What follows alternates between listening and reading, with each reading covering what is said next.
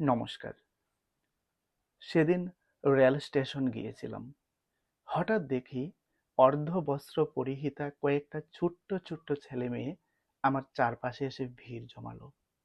এমনকি তাদের মধ্যে কয়েকটা ছেলে মেয়ে আমার দু পায়ে জড়িয়ে ধরে করুণ চোখে তাকিয়ে দুটি হাত বাড়ালো।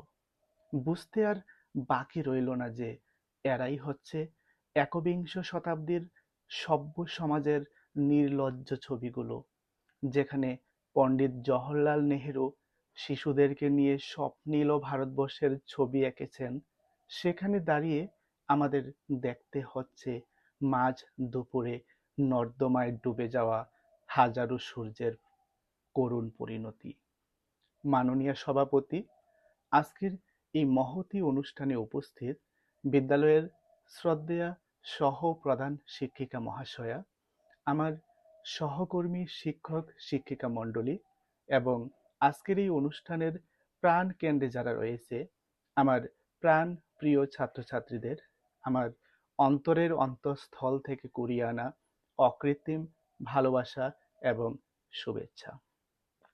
আজ 14ই নভেম্বর, শিশু দিবস, যা ভারতবর্ষের ইতিহাসে একটি অত্যন্ত গুরুত্বপূর্ণ দিন। 1889 সালের আজকের এই দিনে জন্মগ্রহণ করেছিলেন ভারতের প্রথম প্রধানমন্ত্রী পণ্ডিত জওহরলাল নেহেরু। শিশুদের প্রতি তার অনুরাগ, ভালোবাসা, স্নেহ এতটাই গভীর ছিল, যার সাক্ষী এই 14 নভেম্বর, যা সমগ্র দেশে শিশু দিবস হিসেবে উদযাপিত হচ্ছে।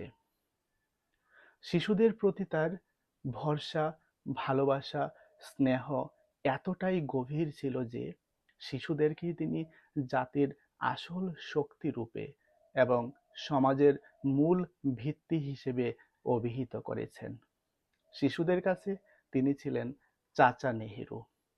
এই মধুর সম্পর্ক শিশুদের সাথে সমাজের প্রত্যেকটা মানুষের সম্পর্ক কিরকম হওয়া উচিত আমাদেরকে সেই শিক্ষা দেয়। নেহেরু বলতেন, আজকের শিশুরাই আগামীর ভারত গড়বে।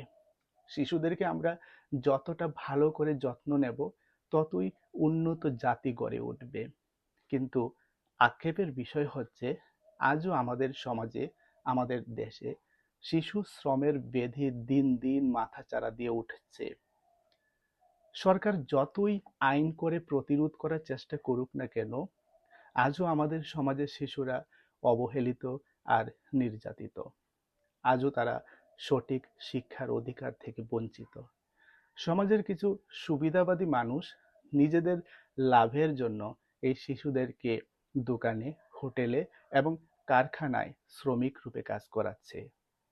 বন্ধ করতে হবে এই অনৈতিকতা, রুখে দাঁড়াতে হবে এই শিশু শ্রমের বিরুদ্ধে। এই শিশুদেরকে সমাজের মূল স্রোতে ফিরিয়ে এনে তাদেরকে সঠিক শিক্ষায় আলোকিত করতে হবে। আজকের এই মহতী অনুষ্ঠানে দাঁড়িয়ে আমাদেরকে অঙ্গীকার করতে হবে যে এই অবহেলিত, নির্যাতিত, সুবিধা বঞ্চিত শিশুদেরকে সঠিক শিক্ষাদানের মাধ্যমে তাদেরকে সৎ, আদর্শ এবং সুশৃঙ্খল পথে পরিচালিত করে তাদেরকে মানব সম্পদ রূপে গড়ে তুলতে হবে। তবেই সম্ভব হবে নেহেরুর স্বপ্নের ভারতবর্ষ গড়ে তোলা।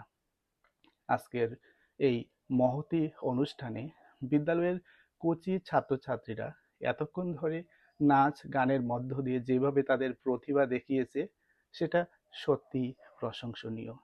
তোমরা বড় হও, তোমাদের ভবিষ্যৎ জীবন উজ্জ্বল হোক, তোমরা আদর্শ মানুষ রূপে গড়ে উঠো, দেশের হাল ধরো, তবেই নেহেরুর স্বপ্ন বাস্তবের রূপ নেবে। এই প্রত্যাশা রেখে এবং নেহেরুর প্রতি আমার সহস্র প্রণাম জানিয়ে আমার কথা বলা এখানেই শেষ করছি। ধন্যবাদ।